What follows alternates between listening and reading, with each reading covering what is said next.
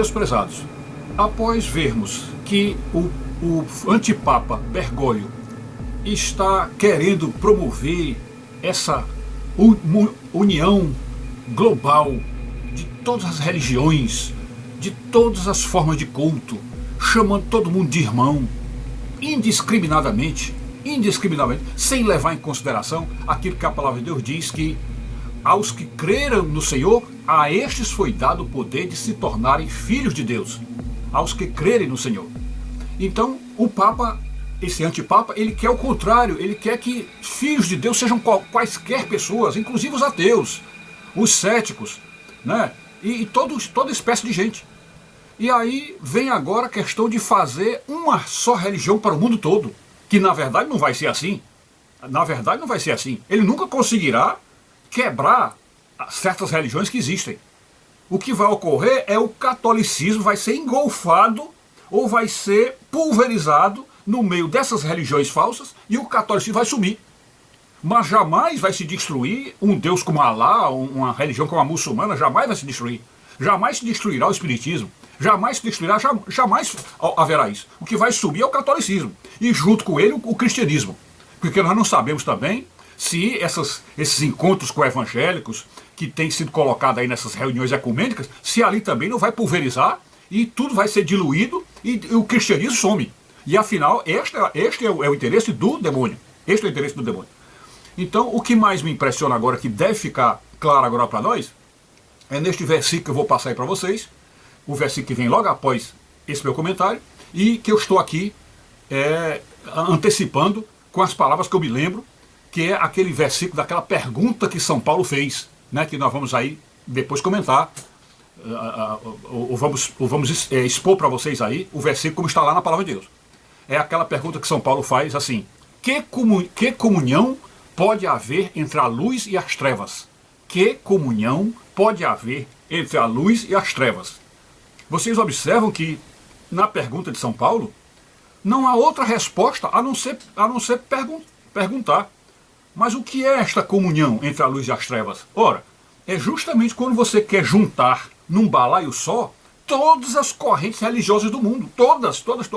Então não pode haver comunhão entre a luz e as trevas. Não pode. Porque uma coisa é você colocar dentro de um mesmo balaio aqueles que creem, têm pontos de fé comuns, como existem alguns pontos comuns entre católicos e evangélicos. Existem. Mas se você for juntar no geral, há coisas completamente contrárias, né? Então eu não vou citar aqui o nome da religião, mas tem religiões, por exemplo, que negam a Santíssima Trindade. Negam que Deus é Pai, Filho e Espírito Santo. Então se negam, como é que você vai juntar num balaio quem crê e quem não crê nisso? Então é impossível haver união entre a luz e as trevas. Luz é luz, treva é treva. Onde entra a luz, a treva sai. É isso que São Paulo está dizendo. Entrou a luz, a treva sai. E isto que o Bergoglio está fazendo. Tentar fazer a luz ficar junto às trevas. Isso é impossível. É impossível. Nem mesmo ao demônio será possível fazer isso. Nem mesmo. O que o demônio vai fazer é apagar a luz de uma vez e ficar tudo treva. Ok? Então está aí o texto de São Paulo, que, se possível, eu vou comentar no áudio e vocês entenderem o perigo que está ocorrendo agora deste maligno que entrou na igreja, usurpando o trono de São Pedro, que é esse argentino jesuíta safado chamado Bergoglio. Ok? É isso aí. Meus prezados, vejam aí o que diz a Escritura Sagrada na segunda epístola de São Paulo aos Coríntios, capítulo 6, versículos 14 e 15. Diz assim: não vos ponhais em julgo desigual com os incrédulos. Porquanto, que sociedade pode haver entre a justiça e a iniquidade? Ou que comunhão da luz com as trevas? Que harmonia entre Cristo e o maligno? Ou que união do crente com o incrédulo? Vocês observem que a Escritura Sagrada, aí o apóstolo São Paulo, dizendo que o Papa está tentando fazer é impossível. É impossível, porque não existe união entre a luz e as trevas, entre o bem e o mal. Então, portanto, quem for contra a palavra de Deus, tal como São Paulo está descrevendo aí, que seja anátema. Que seja anátema, ok? Está aí a prova. E pessoal, vejam aí como a Escritura Sagrada ainda é mais radical, muito mais radical. Vejam aí o que é que diz o apóstolo João, aliás, é o João Evangelista, né? Quando ele diz assim: todo aquele que ultrapassa a doutrina de Cristo e nela não permanece, não tem Deus. O que permanece na doutrina, esse tem tanto o Pai como o Filho.